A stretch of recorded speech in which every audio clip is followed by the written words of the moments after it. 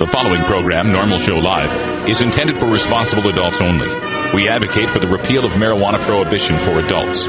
We discuss the science, culture, and controversy about America's marijuana laws. We do not advocate or encourage any illegal activity and advise all listeners to learn their state and federal marijuana laws by visiting NORML.org, NORML.org. Opinions and claims made by guests and advertisers of NORML Show Live are their own and do not necessarily reflect the philosophy and policies of NORML. Listener discretion is advised.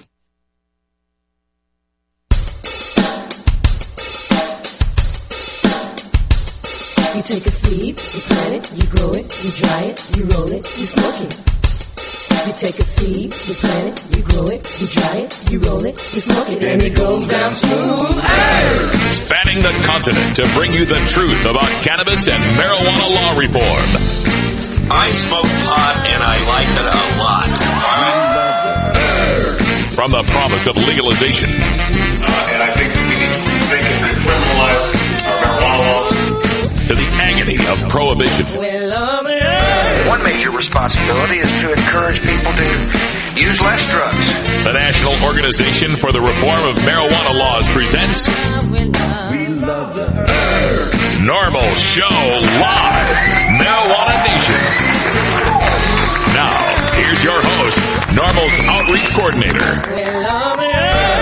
Radical Russ Belville. Good afternoon, tokers and tokettes. It is Friday, finally, July 23rd, 2010, and it's got to be 420 somewhere in the world. Thanks for joining us for the next 60 minutes of news, talk, interviews, information, music, comedy, and more by, for, and about the cannabis community. We're coming to you live and direct from Rolla J Studios in beautiful Potland, Oregon, home of the 2010 NORML National Conference, September 9th through 11th at the Governor's Hotel. And joining me to my left, running the ship of state, as it is here at NORML Show Live, the pirate, Ganja John.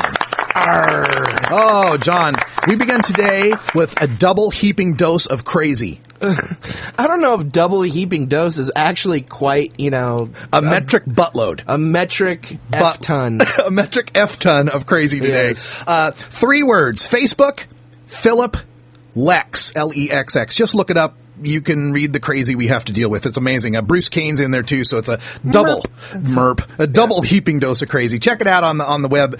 It just goes to illustrate some of the craziness out there. I always like to say that marijuana law reform is the granola of civil rights movements because we got a lot of flakes and nuts, people, but we do what we can.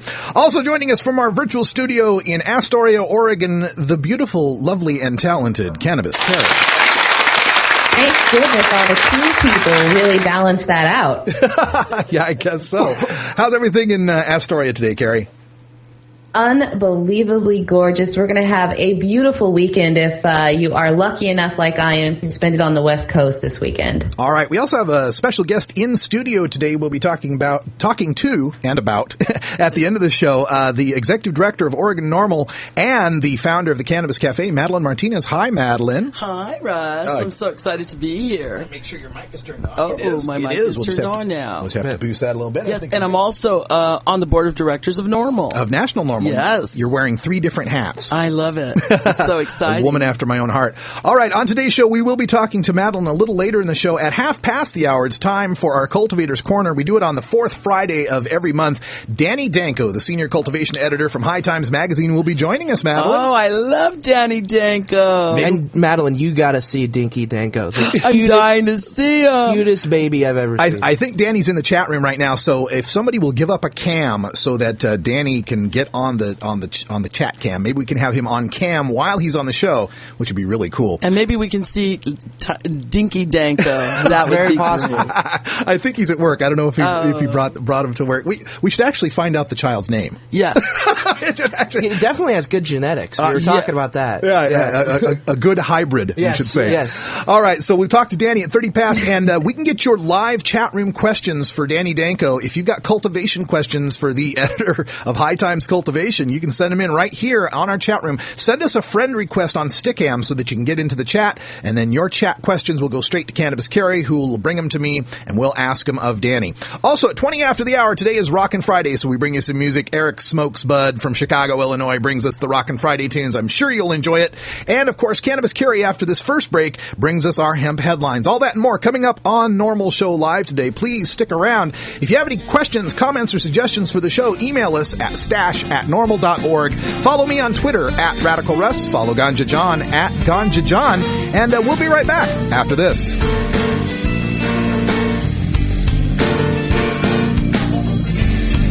You're listening to NORML Show Live, the voice of the marijuana nation.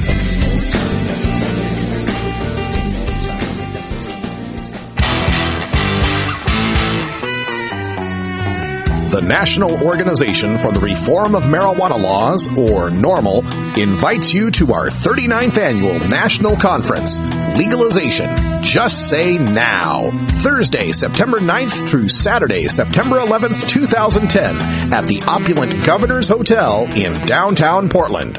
The war on drugs has been a other failure, and I think that we need to defend it and criminalize marijuana laws.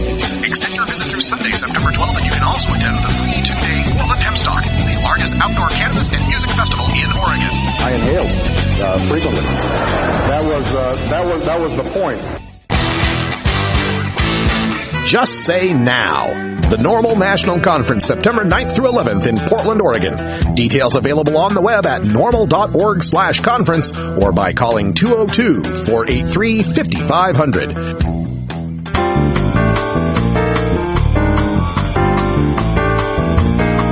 Medical marijuana, industrial hemp, consumer cannabis.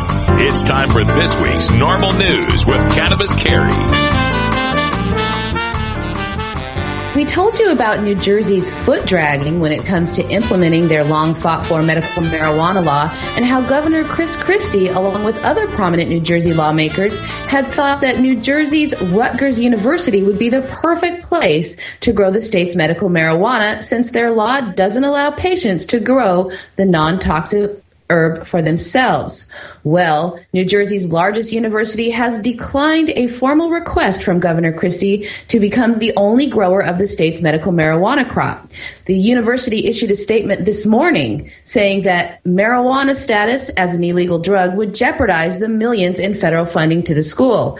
So it looks like it's back to the drawing board for New Jersey lawmakers, who are, frankly, making this just too hard in the garden state. Or the no garden state, we should say. You know, there's a reason why the other 13 medical marijuana states allow for patients to grow their own medicine, because it's a pain in the ass to try to get any other organization to grow it because of federal law, right? You can't have the state grow it. That's something we tried here in Oregon, and the state will go, oh no, we can't do that. We can't violate federal law. You can't have a university grow it because they'll say the same thing. Oh, we've got federal aid that we get to students. We have federal research grants that we get at the university. We can't jeopardize that by messing around with federal law.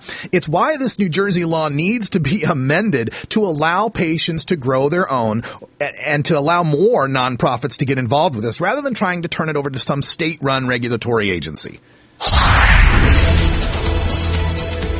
We all know now that LeBron James will be playing basketball for the Miami Heat.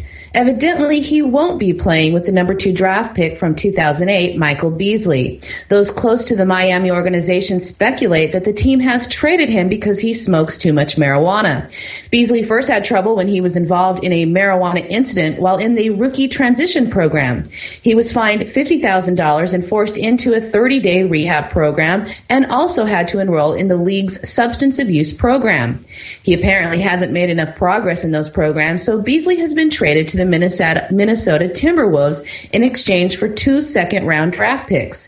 The 6'1" forward has never publicly admitted to smoking marijuana, and the league has a strict policy of confidentiality about such matters. But in an interview with ESPN Radio, Timberwolves general manager David Kahn said that Beasley smoked too much marijuana in Miami, but has quit since agreeing to join the Minnesota's team. Wow. You mean NBA players smoke pot? Really? Wow. Breaking news.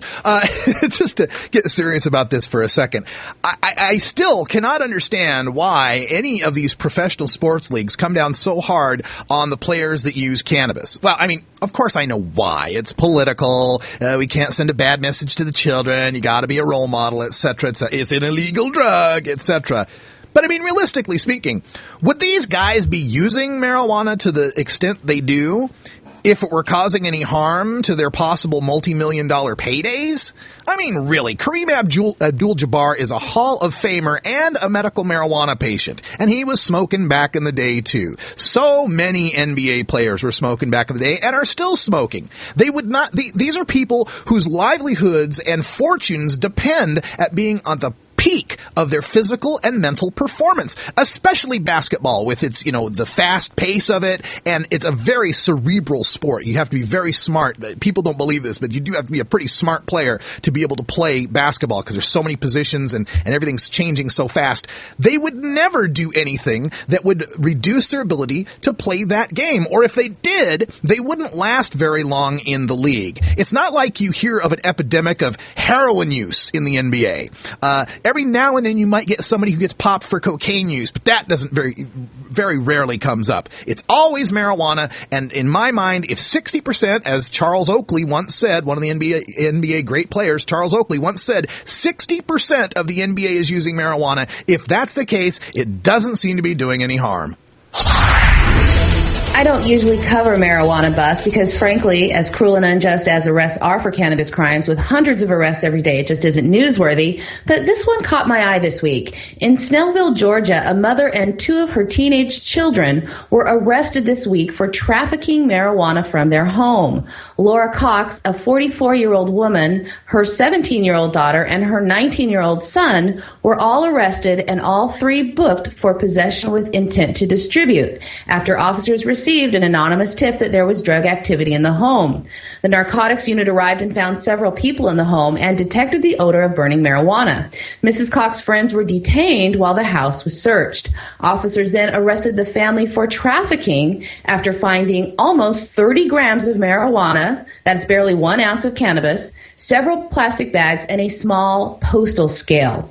The arrest notes say that the drug paraphernalia that was also found in the house, such as Bob Marley posters, pictures of marijuana plants, and various items used to smoke marijuana. So, an ounce of weed and some Bob Marley posters in your home in Gwinnett County, Georgia will get you a trafficking charge against your entire family. Yeah, John Lucy would probably tell me not to say this, Russ, but in Georgia, I would be a trafficker about 17 times over if you searched my house. So yeah, it's crazy here, and this notion that Bob Marley posters are anything.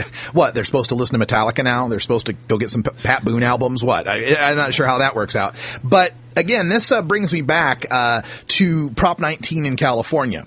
The way that these people got busted is because of a anonymous tip, which usually can translates into cops really didn't like these people, didn't like the way they looked, and suspected they had pot, so somehow an anonymous tip came in, just fortunately. I wonder how that happened. But they got raided and busted because of the smell of burnt marijuana. Prop 19 in California would make it so that you can burn marijuana in your home, and that would be no longer probable cause to come in and seize things like postal scales and baggies of weed and Bob Marley posters. And speaking of the postal scales, this is another thing that comes up because so many cannabis consumers out there get busted, and when they're caught, as soon as they find the scale, they say, aha! Big time drug dealer. Only a drug dealer would have a postal scale.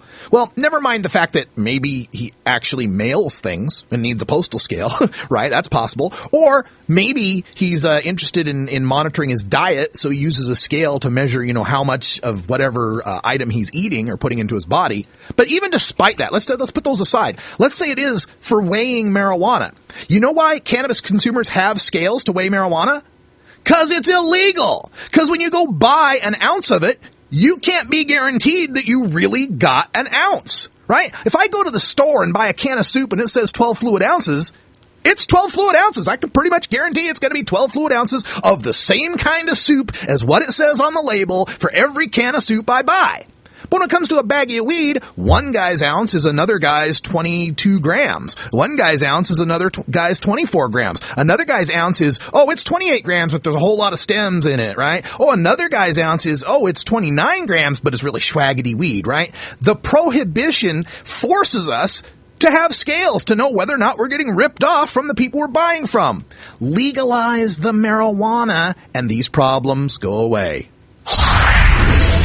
And unless there is a breaking story that preempts their regularly scheduled program, the ABC News program 2020 tonight will air a piece about a child who suffered a variety of autoimmune disorders and a crippling form of OCD. He responded miraculously to a treatment of marijuana. The 12-year-old boy's disorder became so bad that the wind, or spotting the number 6, would send him into a crippling and violent meltdown. Completely incapacitated by his condition and unable to attend school or even go outside, his mother, Judy Mendoza, talks about her young son throwing himself on the hood of her car and begging for him to kill him, and saying he didn't want to live with this disorder any longer. Exhausting her options for antipsychotic medications that were not working, Mendoza, who lives in California, tried the non-toxic marijuana after seeing a story on Good Morning America about Miko Hester Perez, who says that medical marijuana saved her autistic son's life.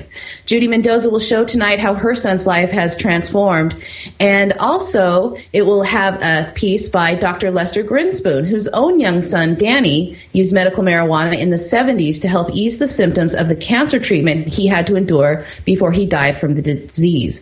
Dr. Grinspoon says in the interview that he can't tell you for sure that marijuana can help your child, but he says it definitely will not harm them since marijuana is remarkably non-toxic. You can check your local listings to find out what time 2020 airs in your area.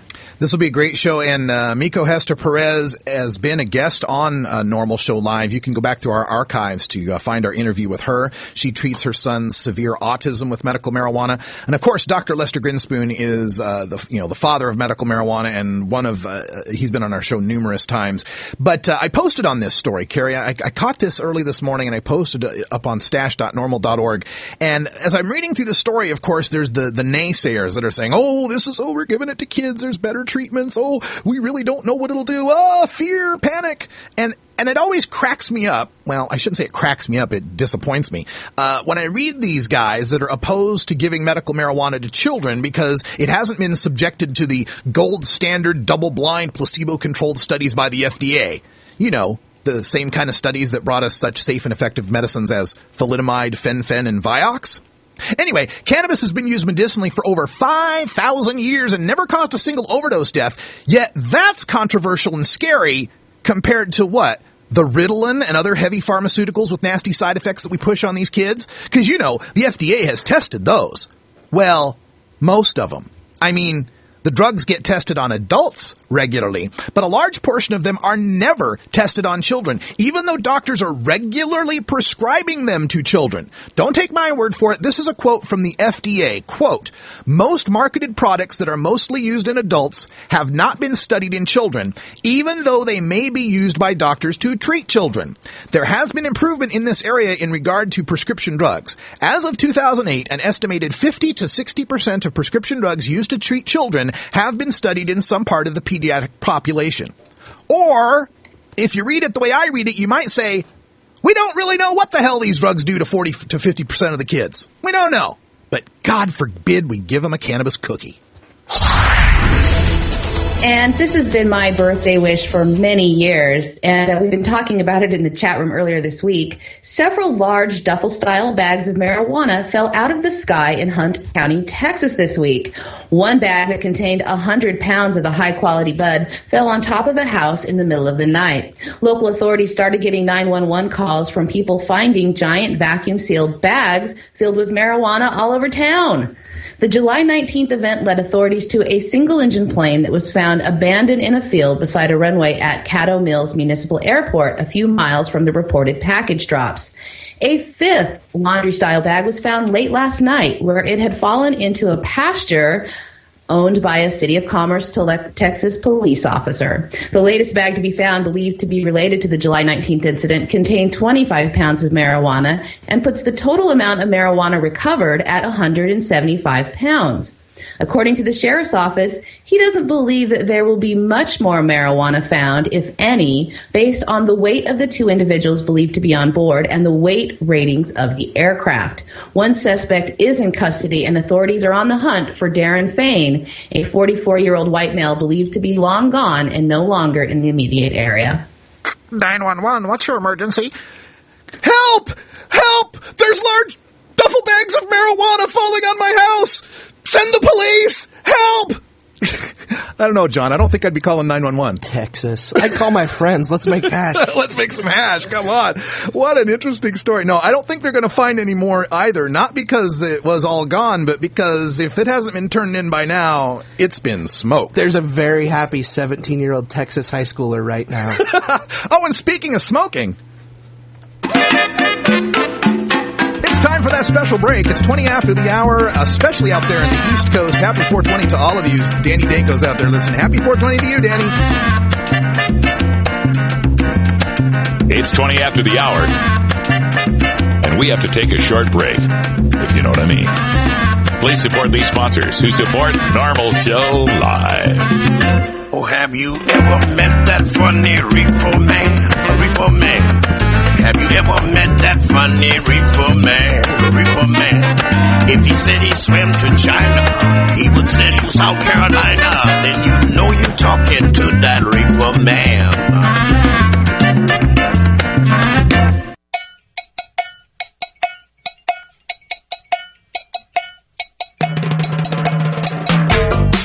NORML Show Live reminds you to never smoke and drive impaired. Hang out for a while and share. All my friends know the low rider. This is NORML Show Live. The low rider is a little higher.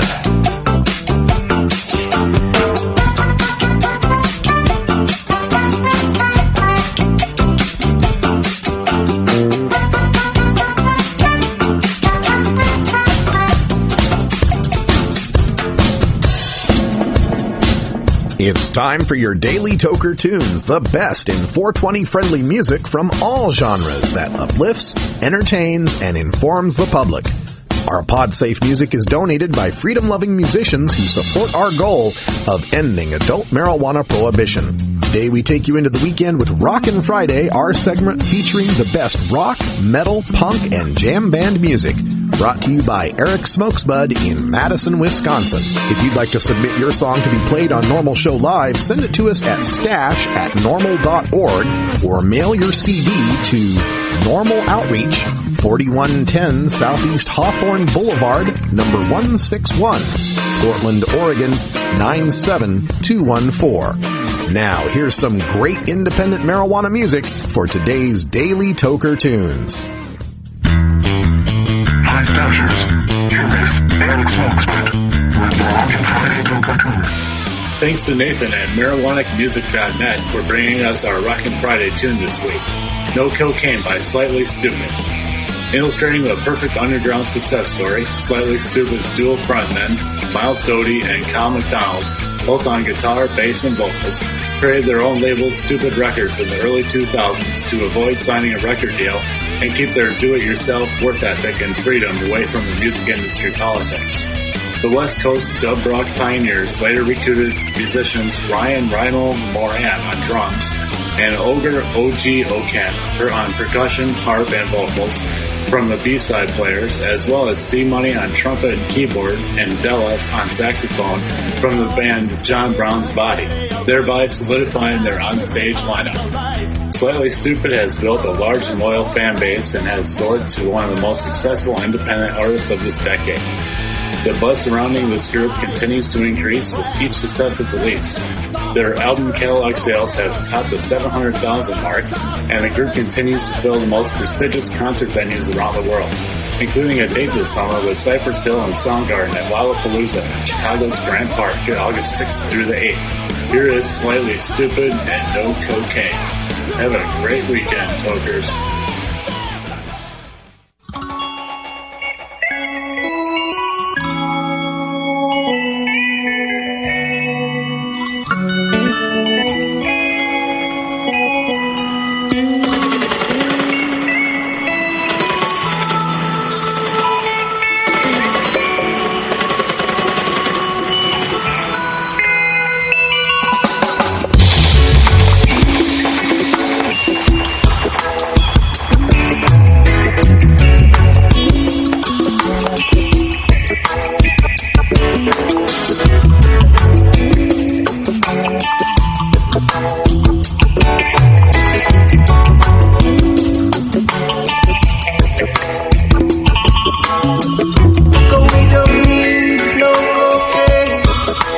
We don't need no ecstasy to rule our brains.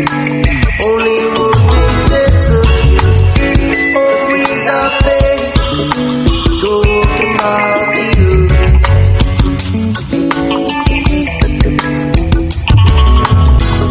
Go with someone just like you.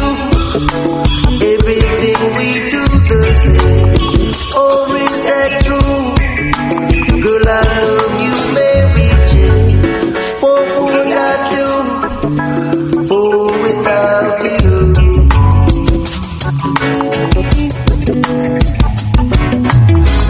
So put your love into this, girl, and don't you feel no shame. Just let this be.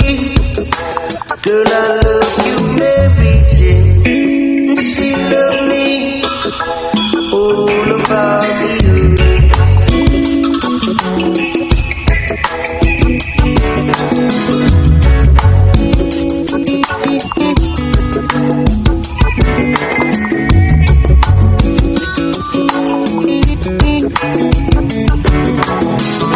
We don't need no cocaine. All we need is good sense to rule our brains.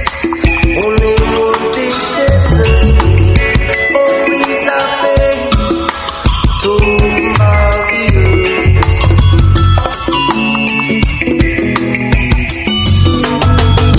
Go with someone just like you. Everything we do the same.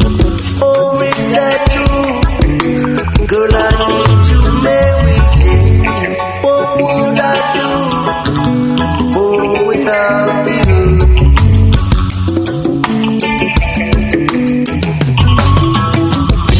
Put your love into this, girl, and don't you feel no shame. Just let this be. Girl, I love you, Mary Jane. She needs me. All about you.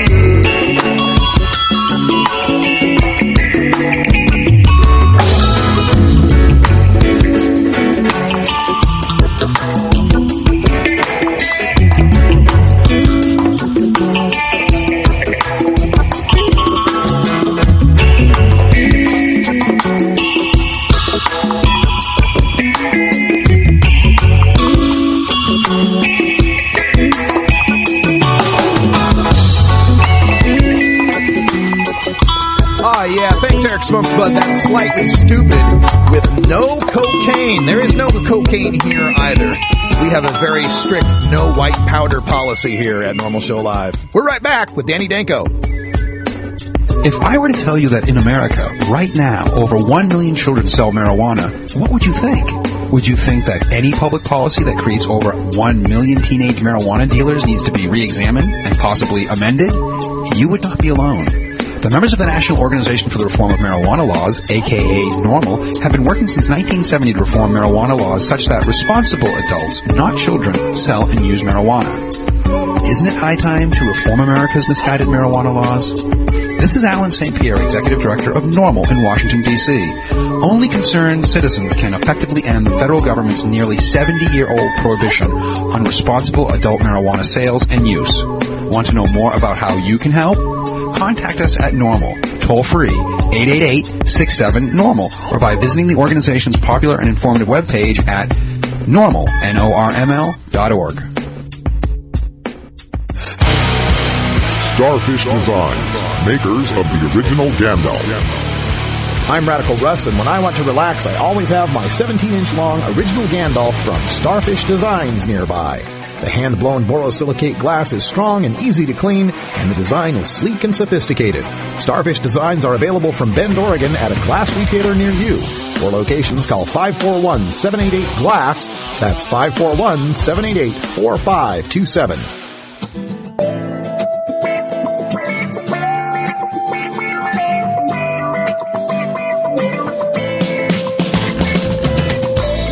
extraordinary, quite contrary. How does her garden grow? Don't ask me. I'm just the voiceover guy.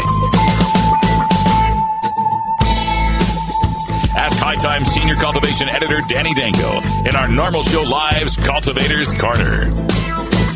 Welcome back, everyone. 29 after the hour, and we want to thank our next guest, Danny Danko from High Times Magazine. He stopped by our chat room a few times, and you got your lovely child, your new baby up on the cam, and I just wanted to let you know, everybody here in studio, my wife, everybody said he's just adorable.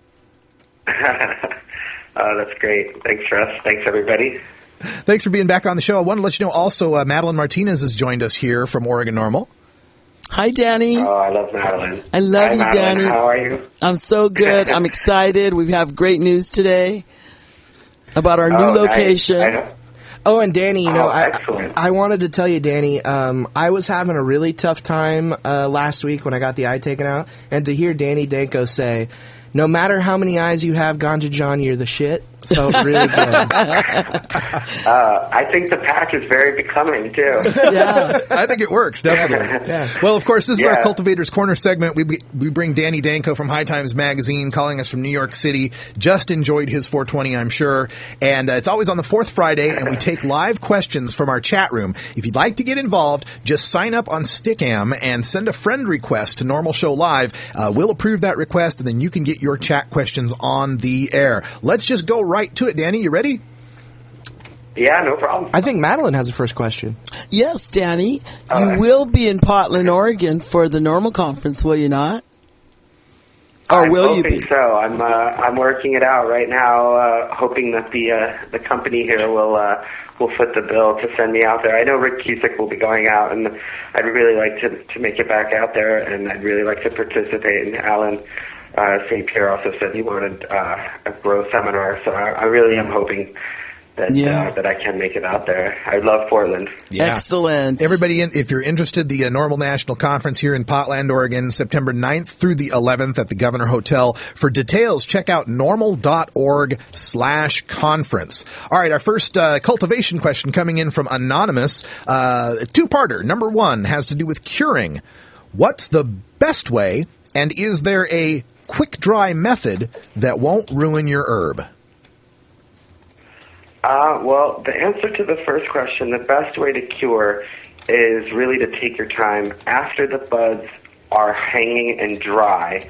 At a certain point, when they're hung up, the outside of them feels dry, but there's still a lot of moisture inside the middle of the bud. So when you take it down from the drying stage into the curing stage, you're cutting those buds off the branches and putting them into jars. And in those jars, the moisture will basically redistribute itself from the middle of the bud to the outside of the bud and then out of the bud. So the moisture is going to build up pretty quickly in the jar. Every time you open the jar, you're changing the air in the jar so that the moisture is getting out, and it's slowly basically removing the wetness from the middle of the bud through the outside of the bud and then out. So you open the jar, you close it, you open it, you close it, you're basically sweating that moisture out. And the best way to do that is just really to pay attention to the jars, keep them in a nice, cool, dark place. Open them up. If you see any kind of condensation or wetness at all accumulating on the outside of the jar, leave it open for half an hour, depending on how much moisture you see. And, you're really just trying to slowly remove the moisture. And as far as quick drying, you really want to avoid it at all costs. There's really no good reason to quick dry pot. It's going to taste popcorny. It's going to taste chlorophyll-y. It's just not going to reach its full potential. And you went through all that trouble, all those weeks of growing it. There's really no reason to try to dry it quickly. If you really have to, get high, in that last week, you could take a small bud off of there, leave it out in the air for a while. It'll dry enough to smoke.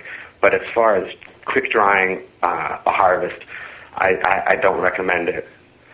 Never, ever. Don't do it. Yeah, there's no good reason. I mean, I can't think of a good enough reason except, obviously there's some kind of law enforcement problem or something like that. I was going to say law enforcement or even commercial. In that case, yeah. This next question has to do with breeding. This breeding question: if you take a standard male pollen to a feminized or hermaphrodite plant, will the result be a stable seed? Well, if you're crossing male pollen with a hermaphrodite plant, the chances are you're going to get some hermaphrodite offspring as well as female offspring and male offspring. Mm-hmm. If you're crossing a male plant and a female that has not had hermaphroditic tendencies, you're going to probably get males and females and not a lot of hermaphrodites at all from that cross. Okay. The important thing when crossing strains is to cross strains that aren't genetically similar. So, you cross a haze and a kush. You don't want to cross a haze and a haze or a kush and a kush. Mm-hmm. Quite often you're basically just muddying up those genetic lines when you do that. And a lot of it has to do with the hybrid vigor. And you really don't get hybrid vigor without crossing two very distinctly different strains with each other. A sativa crossed with an indica is really the best way to go if you're trying to create new genetics. Right. Okay, we're speaking with Danny Danko, High Times Senior Cultivation Editor, taking your live questions from the chat. Our next question from Apparatus Beats is, can you explain the difference between sea of green and screen of green? Okay. Sea of green is a method developed in the 80s and 90s of growing more plants and keeping them shorter and basically trying to fill up a canopy very quickly. So instead of growing one plant and vegetating it for a month and then flowering it, you root your clones, and as soon as they're rooted or shortly after they're rooted, you already start initiating the flowering process of 12 hours on and 12 hours off with the light. And what happens is the plants, they really don't get too much of a chance to vegetate. They just start flowering. You get these short, stocky plants. What you're doing is you're cutting the amount of time that your growth cycle is by that amount that you're taking off the vegetative cycle. You're getting less of a yield per plant, but because you're crafting them together, the overall yield is greater over a shorter period of time. The only problem with that, of course, is the plant limit situation, and the police and authorities are always apt to count every single plant, and the more plants, the more the penalties arise at certain levels, depending, and sometimes it can even get into federal crimes if you have way too many plants. So that's the problem with sea of green. I'm not a huge fan of it to begin with, just because it seems like a lot more work. I like a plant to kind of reach its full potential, and that requires a certain amount of vegetative time. And, you're watering less plants as well. As far as screen of green, that's where you use a chicken wire type of screen or a trellis system to basically train the buds as they grow, train branches to stay underneath this canopy created by the screen, and then you initiate flowering. And the screen basically holds the branches up, and it spreads out the canopy so that rather than buds growing straight up to the light, they're growing sort of sideways along the screen. And it's a way of increasing your yield and keeping the plants from falling down if the stems aren't strong enough to hold them up. It's a combination of a trellis and a canopy leveler. Okay. And the question that was the follow-up to that kind of goes along with what you mentioned about plant limits, especially, we're here in Oregon where we have 6 mature plant limit. Washington State has 15. California, it varies, but this person's asking, what is the best way to use the 12 plant max in Cali? So I'm assuming probably neither of those methods. Yeah. Well, screen of green, you could utilize that because that's, that's just a way of sort of maximizing your light footprint. But as far as screen of green, you definitely would want to avoid that.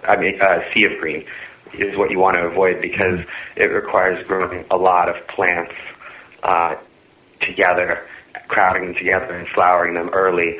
So you're definitely going to go over your limit. My advice is always, grow fewer plants, but grow bigger plants. Let them vegetate for, 2 weeks to a month. Let them build up some strength. Let the roots develop a really good, nice root system. The bigger the container, the better. I think 5-gallon container is pretty much the minimum that you want to use if you really want to get, a quarter pound or more per plant. And that's the way you do that, is you use bigger containers for the roots, and you vegetate the plants for a longer period of time before you induce flowering. Right. Okay. Question coming in now, anonymous questioner. What is the best situation for maintaining a mother plant with regards to lighting, temperature, humidity, etc.? Well, mother plants are basically plants that are just vegetated and never flowered in order to take cuttings from them. So you take a piece of that plant and you root that and grow, and that's what you end up flowering. So if you get a really nice plant that you want to continue to grow over and over, you have to have a mother plant of that variety. And, the way to maintain them is, again, you keep them in large containers so that the roots have a lot of area to grow. You can keep them under fluorescent lighting, compact fluorescence, any kind of metal halide lighting if you're using high-intensity discharge lighting. 400-watt metal halide is typical for people's mother plant gardens. You don't really need this super intensity of light that you use when flowering, because really you're trying to keep the plant alive, and you're only taking cuttings of it occasionally, so you don't want it to just grow too quickly or too wildly and fill up your space. As far as humidity and temperature and all that, it's basically the same as what you'd want for regular plants. About 50% humidity, 70 degrees or so. You want to maintain your mother plants by making sure there's no pests, making sure there's no diseases, because, again, you're taking identical cuttings of those plants, and any problems that they have are going to be repeated throughout all your clones. It's kind of an issue that they have at some of these dispensaries, because they get thrips or spider mites and end up spreading that, throughout the community. So it's really important to keep mother plants, as pest-free and as disease-free as possible. And, you just keep them alive. When you take your cuttings, you take them selectively, like you're growing a bonsai tree. You want to take them from spaces where you're going to create more nodes for future cuttings. And, it's really just the same as you would trim an apple tree or something like that. Okay. Question about clones here from Fig Spark. How big do clones have to be in order to make them flower to determine the sex of the main plant? Okay, I think he's referring to taking a clone of the plant as it's vegetating, right, and then flowering out the clone to determine the sex of the mother, vegetating plant. Yeah. Typically clones, depending on how you're taking them, they should root within, a week or two. They should have roots set, at that point, once they have roots, you can begin flowering them immediately, because you're not growing them for production. You're only growing them to indicate to you what the sex of the plant, the parent plant is. So as soon as they root, you can start flowering them at 12/12 at that point. And then, within, I'd say, a week to 2 weeks after that process begins, you'll start seeing the signs of either male or female plants, and then you'll be able to determine what that parent plant is from that. Yeah, so no real size requirement, just get it rooted. Yeah, as soon as they're rooted, you can flower them. I mean, that's kind of the basis of that sea of green system, is once the plants are rooted, they just immediately start flowering, and you get these little sort of popsicle stick buds with no branches and stuff. All right. We're still talking with Danny Danko, High Times Senior Cultivation Editor in our Cultivators Corner. Question coming in here from Shafe asks, aren't you working on a strain book? When does it come out, and how can I get a copy? I am working on a strain book. It's actually all the editorial is finished. Right now, it's in the process of being laid out. The artwork is being done. The photos are all sourced and everything. So we're looking at a fall release date for the book. So, that's when it'll be available. There'll be pre-orders on Amazon, and it'll be available on hightimes.com. And, hopefully we'll be giving some copies away through NORML Show Live. Sure. Hey, any chance to be ready I'm really excited about it. Any chance to be ready for the NORML conference? I hope so. I really don't know, but I hope so. That would be ideal, because then I could show that off among my colleagues.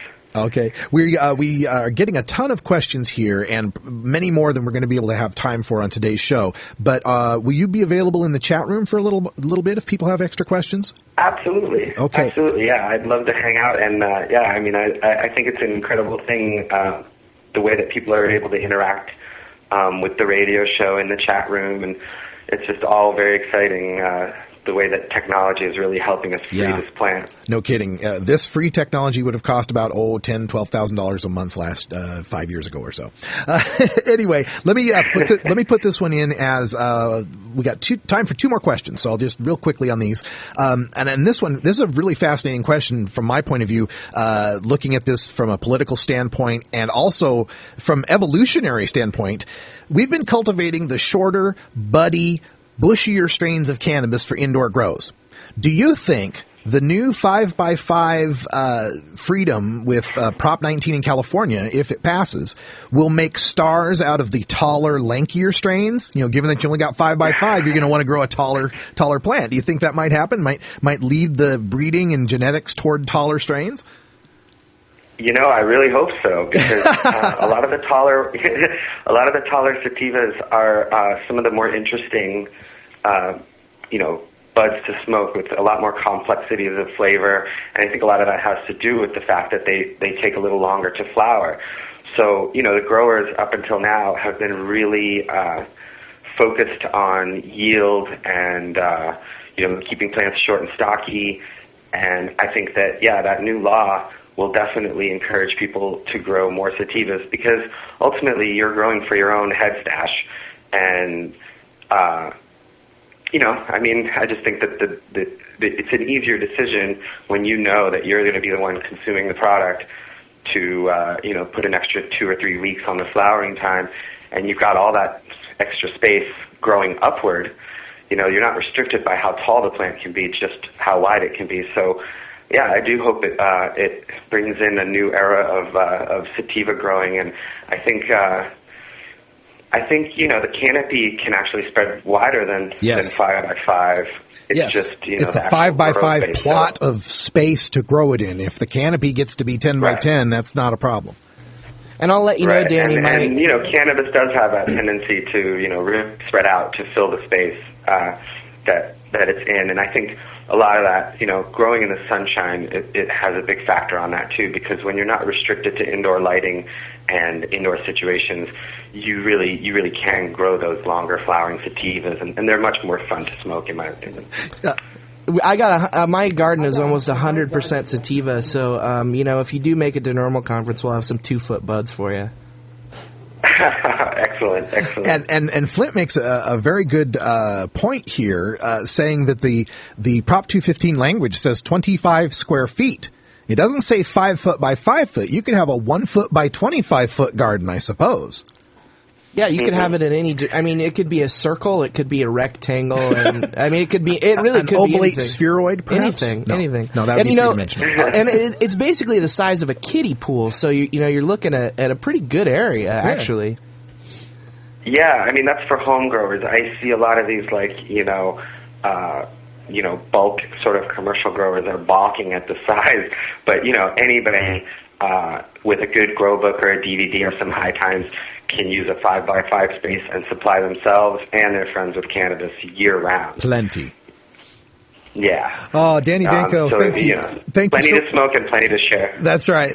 Thank you so much for all your wisdom and for joining us in the chat room as well. I know the people just love the fourth Friday of every month that we have this Cultivators Corner. They're getting a lot of great wisdom. We hope to get you out here at NORML Conference, and thanks again for joining us. It's my pleasure. Thanks, Russ, John, Kari, everybody. You're listening to NORML Show Live, the voice of the marijuana nation.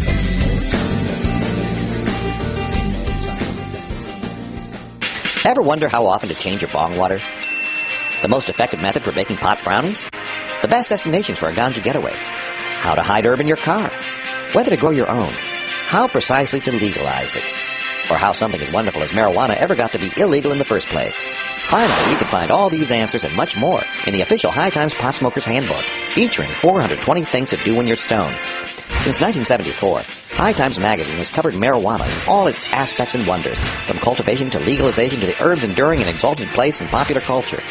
Packed with inside information, the official High Times Pot Smoker's Handbook rolls all of its collected wisdom together into a single indispensable ganja guide, including an entertaining look at marijuana's history, profiles of herb-friendly travel destinations and festivals, favorite potluck recipes from the High Times staff, smoking skills, advocacy and activism, essential marijuana movies and songs, profiles of famous cannabis strains, comprehensive growing information, celebrity endorsements, and much more. This is truly, finally, the ultimate guide to green living.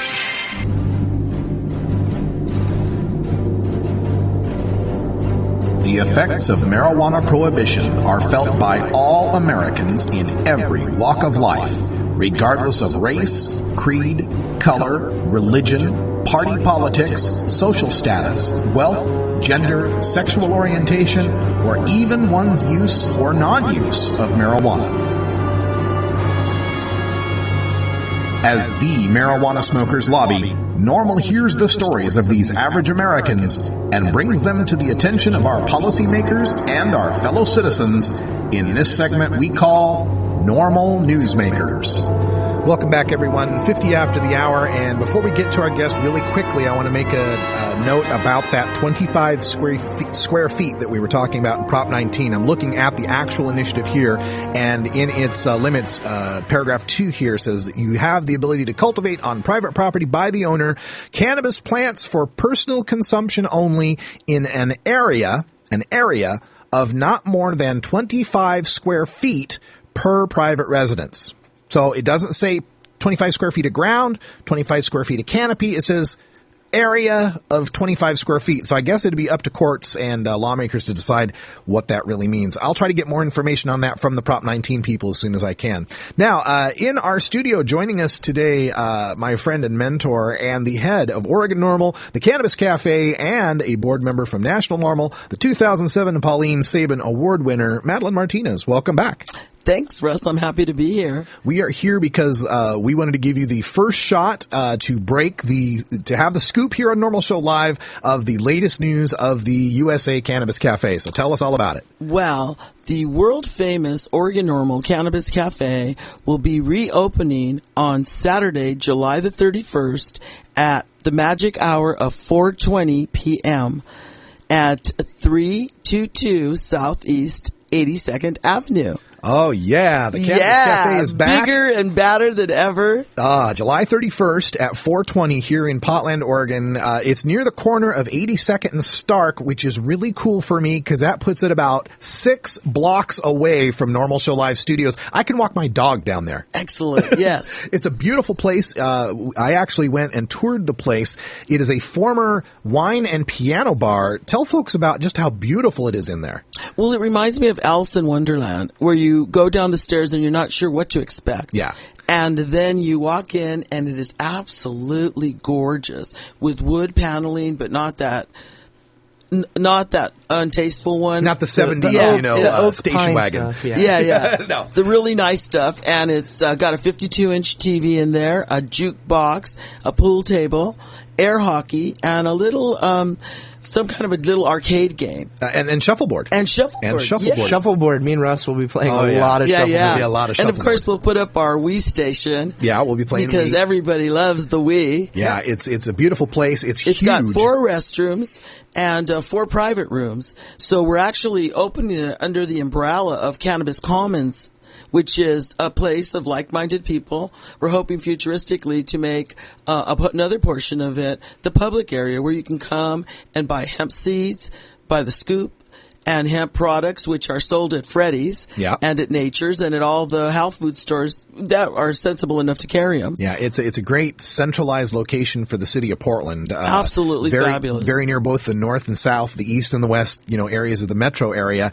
And I mean, right in the same or close to the same little area that you're in, there's the 82nd Avenue Tobacco and Pipe Store. So there's also stuff there, and a McDonald's across the street. I mean, it's in a great location. Let's talk about the operations of the cafe. As far as people wanting to come to the cafe, do they have to join both Oregon NORML and the cafe? How are you going to arrange for people to now that we're starting out, we're going to go ahead and use the original template, and we're hoping to add a Friday first where we have people who are not members of Oregon NORML come in and pay for a day pass. Oh, okay. To come in. So you can sample it. Exactly. So you can see if you really want to join. Right. And if you want to become part of it. And then what we're going to do is just expand on the ideas and see how it plays out, because we have such a great new location.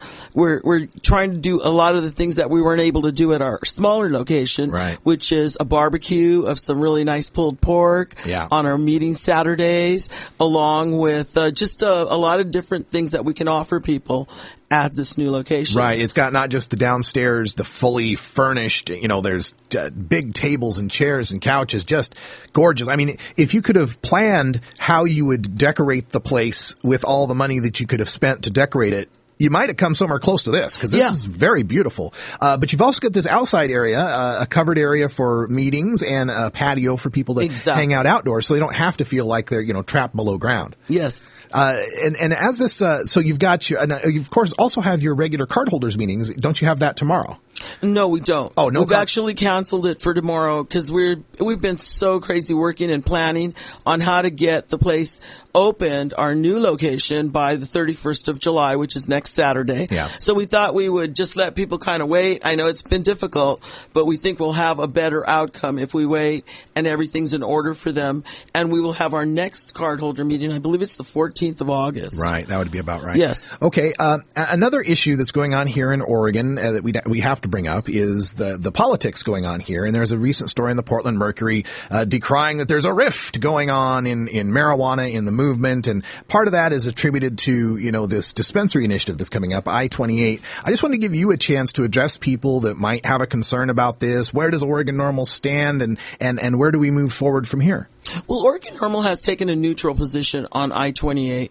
We know that dispensaries are something that we all feel passionately about. I totally support the concept of dispensaries.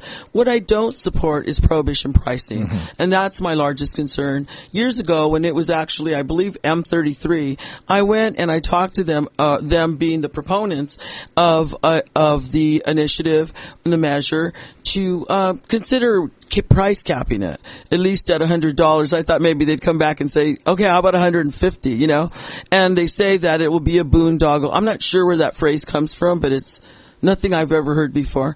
And so I don't really know what that means. I'm thinking a log jam or something. Yeah. A snafu. Yeah, you're not going to work out. And so my concerns are the people that we represent. I'm on a fixed income. I'm a retired peace officer. I get my retirement from PERS. And so I know that I could not afford to pay $60 for an eighth.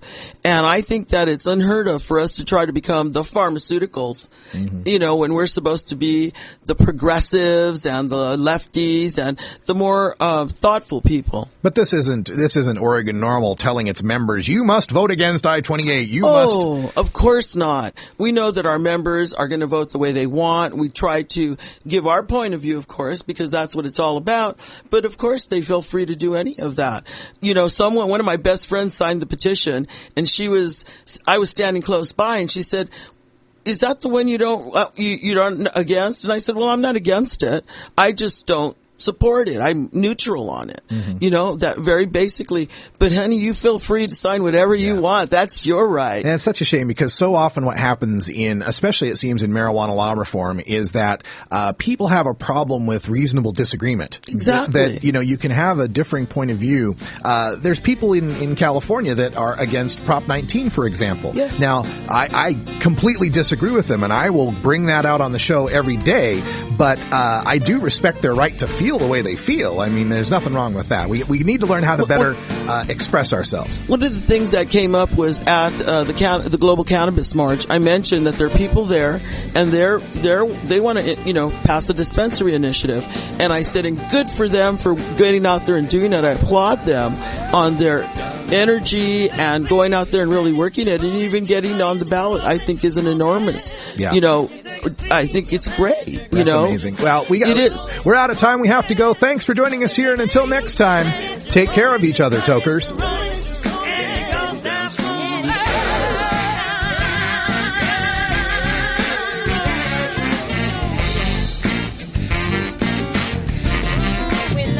We love the earth.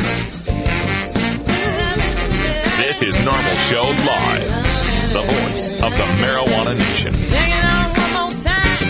You take a seed, you plant it, you grow it, you dry it, you roll it, you smoke it. You take a seed, you plant it, you grow it, you dry it, you roll it, you smoke it. You take a seed, you plant it, you grow it, you dry it, you roll it, you smoke it, and it goes down smooth.